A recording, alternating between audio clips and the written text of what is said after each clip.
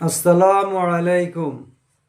ইরানের Ayatollah Ali খামেনির মৃত্যুতে অনেকে আলহামদুলিল্লাহ পড়েছে, অনেকে ইন্নালিল্লাহ পড়েছে। আপনি কোন দলের লোক আমি জানি না, তবে যারা আলহামদুলিল্লাহ পড়েছে আমি দেখেছি তাদের মধ্যে তাদের যে আকিদা, তারা নিজেরা কতটা সংশোধন আছে, সহি আছে, সে ব্যাপারে তারা অকিবল নয়। তারা একটা কথাই ভাবে যে আমরাই ঠিক।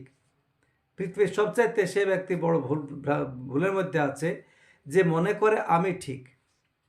তো কথা হচ্ছে আয়াতুল্লাহ আলী খামেনির ব্যাপারে, যে সে কি লা ইলাহা ইল্লাল্লাহ পড়ে না, বা যদি লা ইলাহা ইল্লাল্লাহ পড়ে আর তার সঙ্গে মুহাম্মাদুর রাসূলুল্লাহ পড়ে, এটুকু যুদ্ধের মধ্যে তার মধ্যে খাস থাকে, তবে জানতে হবে যে সে মুমিন।